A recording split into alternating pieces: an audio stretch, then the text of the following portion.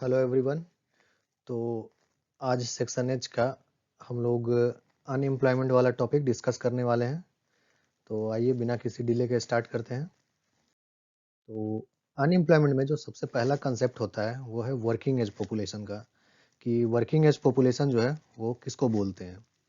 तो देखिए, working age population जो है, जो मोस्ट इंटरनेशनली एक्सेप्टेड जो रेंज है एज का, वो है 15 टू 64 ईयर्स का जो एज ग्रुप होता है, इसी को हम वर्किंग एज पॉपुलेशन बोलते हैं। ओके।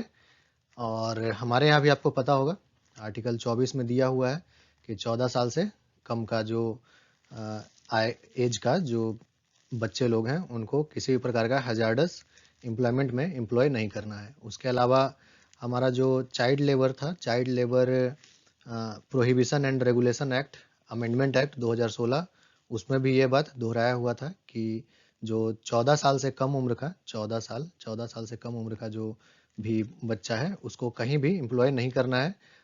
एक दो एक्सेप्शन था उसमें, जैसे कि चाइल्ड आर्टिस्ट के रूप में, या फिर आपका अगर घर का हाउस होल्ड का ही कोई बिजनेस है छोटा मोटा, तो वहाँ पर वो स्कूल आवर्स के बाद या फिर वेकेशन में वहाँ पर वो काम कर सकता है, मतलब हेल्प कर सकता है, तो उसको वर्किंग एज ग्रुप में नहीं मानते हैं।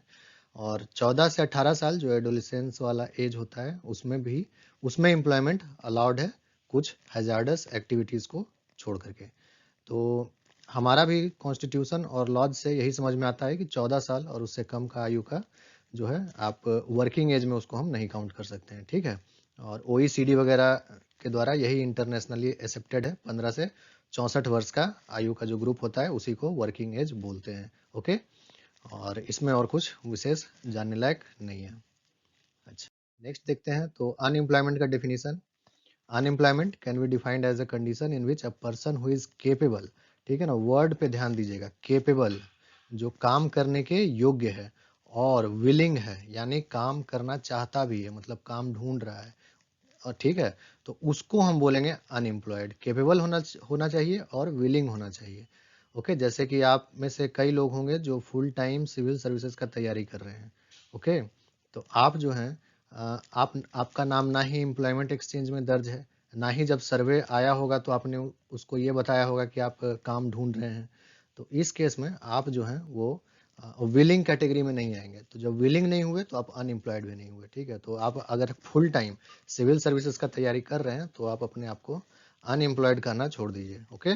क्योंकि आप डेफिनेशन में फिट नहीं बैठते हैं, है ना। तो कैपेबल होना चाहिए और विलिंग भी होना चाहिए काम करने के लिए। ठीक है। जो करेंट वेज है उस पर विलिंग होना चाहिए काम करने के लिए, यानी इच्छुक होना चाहिए, तब हम बोलेंगे कि वो अनएम्प्लॉयड है।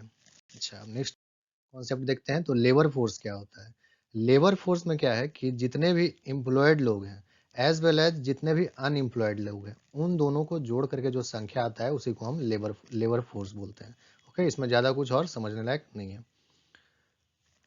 अनएम्प्लॉयमेंट रेट किसको बोलते हैं, तो अभी हम लोग जस्ट ऊपर लेबर फोर्स देखे, तो उस लेबर फोर्स में अनएम्प्लॉयड का परसेंटेज कितना है उसी को हम अनएम्प्लॉयमेंट रेट कहते हैं। ठीक है। तो यानी कि अनएम्प्लॉयड लोग divided by labour force. Labour force क्या था, तो लेबर फोर्स था एम्प्लॉयड प्लस अनएम्प्लॉयड, ठीक है, दोनों। तो इसी को हम बोलेंगे अनएम्प्लॉयमेंट रेट, और चूंकि रेट निकाल रहे हैं तो इसको हम 100 से मल्टीप्लाई कर देंगे। तो यही हो गया हमारा अनएम्प्लॉयमेंट रेट। ओके, ध्यान रखिएगा।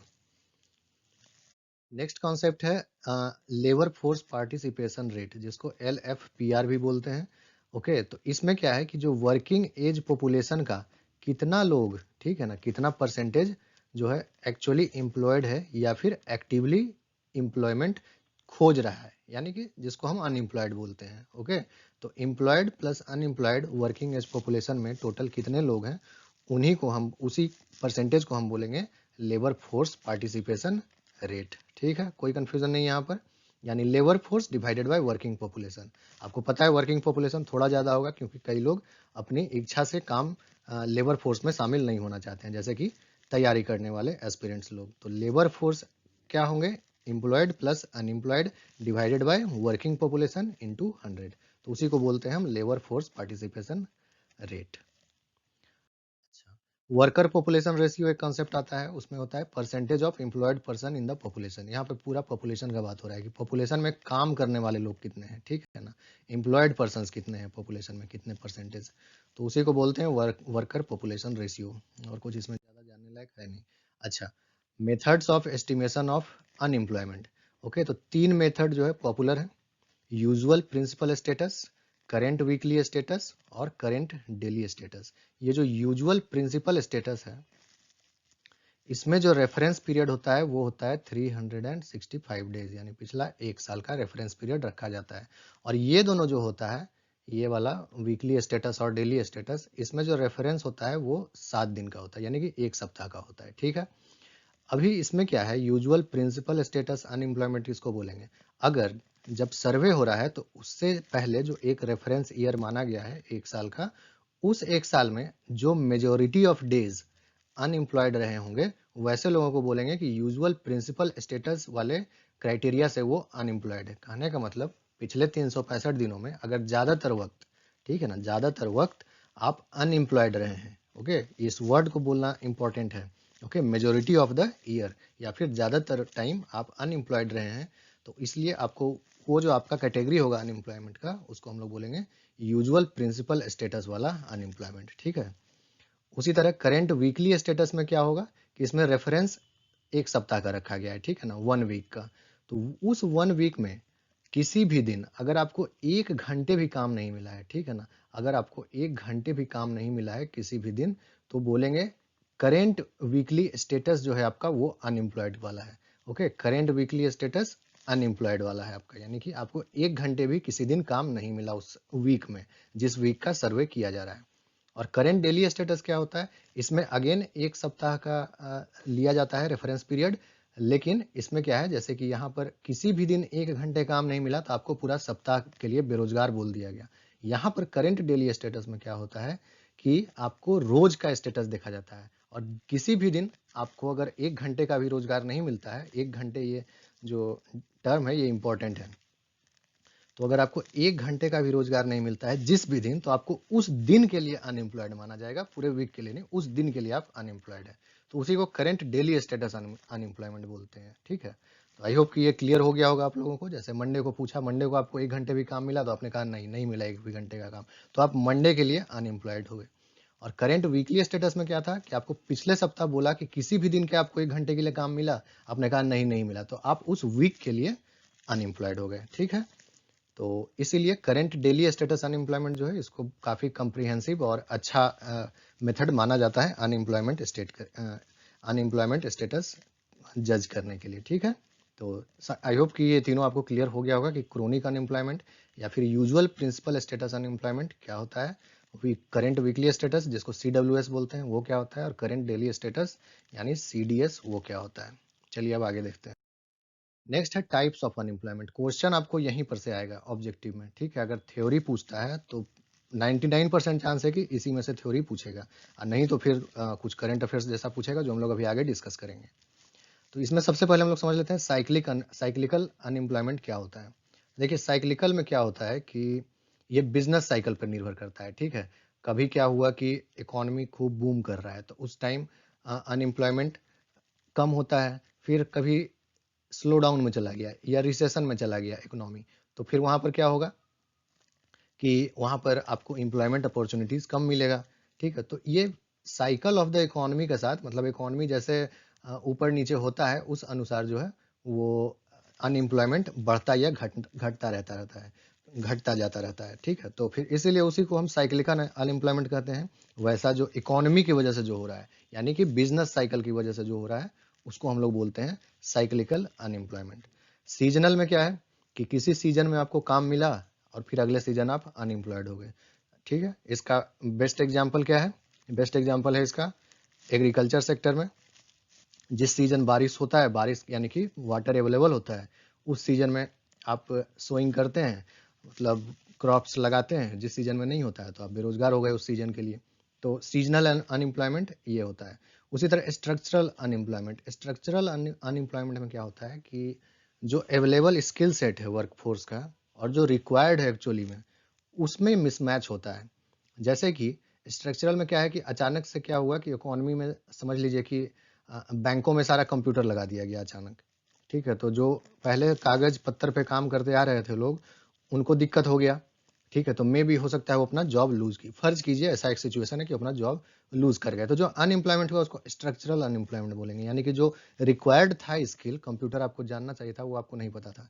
तो आप जो है इस जो अनएम्प्लॉयमेंट का कैटेगरी है इसको हम लोग बोलेंगे स्ट्रक्चरल अनएम्प्लॉयमेंट। ओके, उसी तरह फ्रिक्शनल अनएम्प्लॉयमेंट, फ्रिक्शनल अनएम्प्लॉयमेंट क्या होता है कि जैसे एक जॉब छोड़कर आप दूसरा जॉब ढूंढ रहे हैं, ठीक है। तो आप वॉलेंटरी अपने मर्जी से वो काम कर रहे हैं, और यही जो दो जॉब ढूंढने के बीच का जो काम होता है ना, उस पीरियड होता है, उस पीरियड में आप अनएम्प्लॉयड हैं, तो बोलेंगे कि फ्रिक्शनली अनएम्प्लॉयड हैं आप, ठीक है। ये कॉन्सेप्ट था, सीधा सीधा, ज़्यादा कुछ नहीं है इसमें।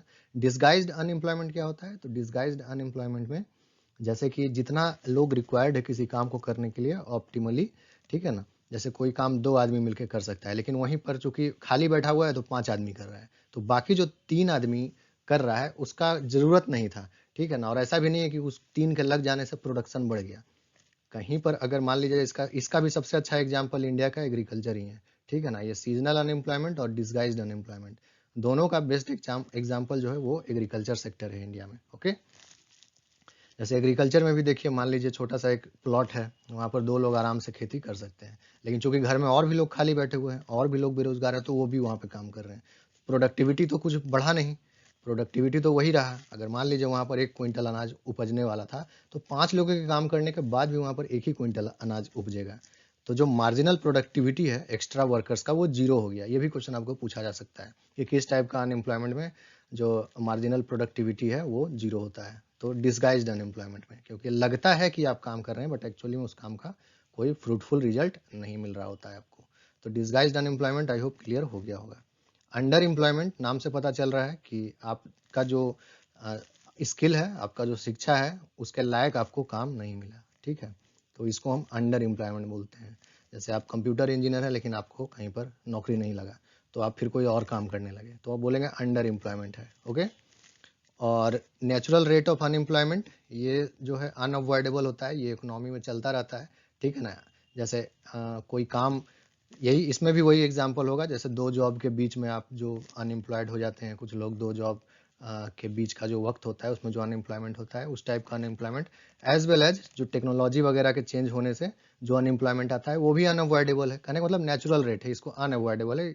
ये मतलब फुल्ली जो है आर्टिफिशियल नहीं है, मैन मेड नहीं है, ये होते ही रहेगा। टेक्नोलॉजी चेंज होगा तो ये अनएम्प्लॉयमेंट होगा ही थोड़ा बहुत, क्योंकि तुरंत अवेलेबल नहीं हो पाता है वो वाला स्किल सेट, जो नया स्किल चाहिए नया तरह का काम करने के लिए।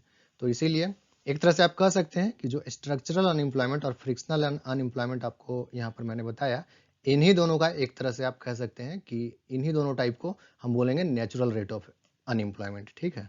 तो स्ट्रक्चरल यानी कि स्किल का मिसमैच की वजह से, और फ्रिक्शनल यानी कि दो काम के बीच में जो आपका टाइम होता है वो वाला अनएम्प्लॉयमेंट। तो इन दोनों को मिला करके ही कहते हैं natural rate of unemployment. Okay, I hope कि ये जो सातों टर्म है आपको समझ में आ गया होगा। चलिए अब आगे देखते हैं। अच्छा, अब एक क्वेश्चन लेते हैं। If a new machine is installed in a factory and the operators of old machine are fired due to lack of skill to operate the new machine, then what type of unemployment it would be? Okay, तो आपको इसमें से बताना था कि किस type का ये अनएम्प्लॉयमेंट हुआ। तो देखिए, जितना क्वेश्चन दिया हुआ है खास करके इकोनॉमी में, उसी पे आंसर करना चाहिए। कई लोग जो है कहानी में और आगे अपने मन से कहानी जोड़ देते हैं उसको, ठीक है। तो ये काम नहीं करना चाहिए इकोनॉमी में, नहीं तो हर चीज एक दूसरे से इंटर रिलेटेड होता है, ठीक है। कई बार आपको एक कंडीशन दिया हुआ रहेगा, आप कुछ सोच करके उसको और आगे का सोच करके आप गलत आंसर टिक कर देंगे। तो देखिए, नया मशीन इंस्टॉल हुआ मतलब नया टेक्नोलॉजी आया, ठीक है। तो जो ओल्ड मशीन चला रहे थे ऑपरेटर, वो लोग अब इसको नहीं चला सकते, यानी स्किल का मिसमैच हुआ। स्किल का मिसमैच हुआ तो हम क्या बोलेंगे, स्ट्रक्चरल अनएम्प्लॉयमेंट हो गया। अब स्किल के मिसमैच की वजह से उनको बेरोजगारी का सामना करना पड़ रहा है, तो इसीलिए उसको हम स्ट्रक्चरल अनएम्प्लॉयमेंट बोलते हैं। कई लोग इसमें, अब मैंने कई जगह देखा भी है कि इसमें अब बोल देंगे कि जो लोग बेरोजगार हुए वो अब अपना स्किल इन्हेंस करेंगे और वापस से उसी जॉब में जाएंगे या फिर दूसरे जॉब में जाएंगे। तो इसीलिए फ्रिक्शनल अनएम्प्लॉयमेंट है, मतलब ये जॉब और अगला जॉब के बीच का टाइम है इनका, जब इनको नौकरी से निकाल दिया गया। लेकिन क्वेश्चन में तो आपको वो नहीं दिया हुआ है, क्वेश्चन में जितना दिया हुआ है बस उतना ही पे अटेम्प्ट कीजिए। आगे का कहानी अपने मन से नहीं बनाना है, ठीक है। तो स्ट्रक्चरल अनएम्प्लॉयमेंट होगा क्योंकि स्किल का मिसमैच हुआ है। फ्रिक्शनल नहीं बोलेंगे यहाँ पर, ठीक है, क्योंकि आगे का कहानी आपको नहीं दिया हुआ है कि वो काम करेंगे स्किल इनहांस करके अपना कि नहीं करेंगे, कि बैठ जाएंगे घर में। आगे का कहानी नहीं बनाना है। ओके, समझ गए। नेक्स्ट क्वेश्चन देखते हैं, cyclical and frictional unemployment are more common in. तो साइक्लिकल यानी बिजनेस साइकिल की वजह से, इकोनॉमी का साइकिल की वजह से, और फ्रिक्शनल यानी दो जॉब के बीच का जो टाइम होता है वो वाला। ज्यादा कॉमन कहाँ है, ठीक है, हाई इनकम कंट्री में, मिडिल इनकम, लो इनकम या वेरी लो इनकम। तो ये ऑब्वियस सा चीज है, बिजनेस का अप्स डाउन्स की वजह से ये वाला तो कहीं भी हो सकता है, बट चूंकि फ्रिक्शनल भी इसके साथ ऐड कर दिया है, तो देखिए चॉइसेस जनरली कहाँ पर ज्यादा होता है, जहां पर जो डेवलप्ड कंट्री है वहाँ चॉइस ज्यादा होता है, लोगों के पास एक जॉब छोड़कर दूसरा जॉब ढूंढ रहे हैं। तो फ्रिक्शनल एम्प्लॉयमेंट भारत वगैरह में क्या है, एक बार जॉब लग गया तो छोड़ते हैं, काफी लोग भी छोड़ते हैं, लेकिन लग गया तो फिर ये नॉर्म नहीं है, कॉमन नहीं है। आपको मोस्ट अप्रोप्रिएट आंसर मान टिक करना है ना, क्वेश्चन में लिखा हुआ भी रहता है कि मोस्ट अप्रोप्रिएट आंसर चुनिए, करेक्ट नहीं, मोस्ट अप्रोप्रिएट, जो चार ऑप्शन दिया है मोस्ट अप्रोप्रिएट, ठीक है। तो साइक्लिकल तो कहीं भी हो सकता है, लेकिन फ्रिक्शनल का ज्यादा चांस है डेवलप्ड कंट्री में होने का, लोग के पास वहां पे चॉइस ज्यादा होता है, तो इसीलिए इसका आंसर होगा हाई इनकम डेवलप्ड कंट्री, उच्च आय वाले विकसित देश जो है वहां पर इन दोनों टाइप का अनएम्प्लॉयमेंट ज्यादा पाया जाता है, ठीक है। और ये सब जो होता है डिसगाइज्ड अनएम्प्लॉयमेंट, ये सब जो है वो सब, ये सब डेवलपिंग कंट्री का ज्यादा फीचर्स होता है, ठीक है, डेवलपिंग या लो इनकम कंट्री का वो सब फीचर्स होता है, ठीक। नेक्स्ट क्वेश्चन देखते हैं, which type of unemployment can be seen in the Indian agriculture sector. तो ऊपर हम लोगों ने ऑलरेडी इसको डिस्कस कर लिया है, ठीक है ना।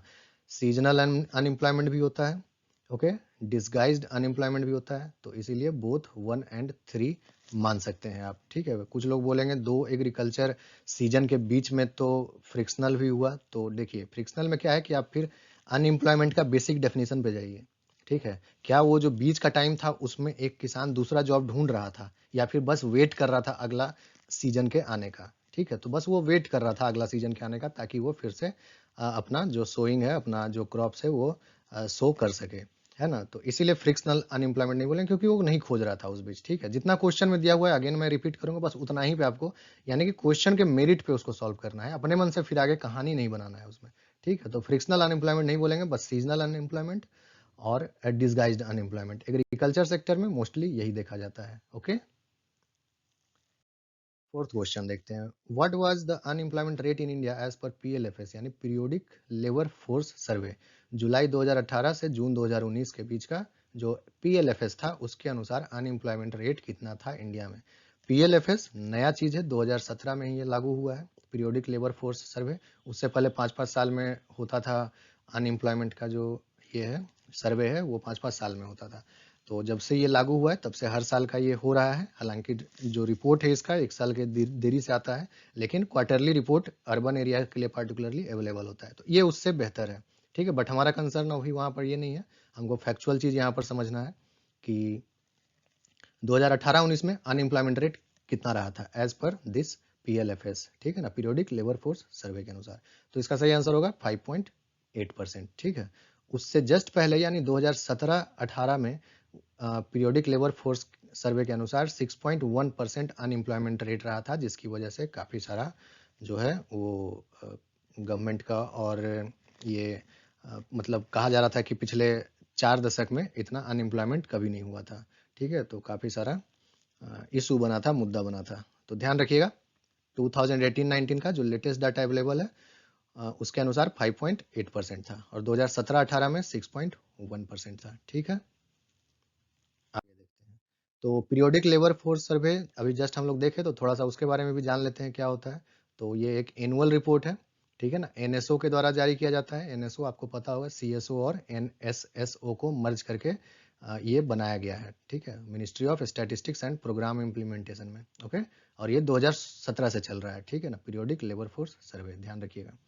और ये जो है अमिताभ कुंडू कमेटी के रिपोर्ट पे, रिकमेंडेशंस पे आधारित है, ये वाला जो पीरियोडिक लेबर फोर्स सर्वे किया जा रहा है वो इन्हीं के रिकमेंडेशंस पे आधारित है, ठीक।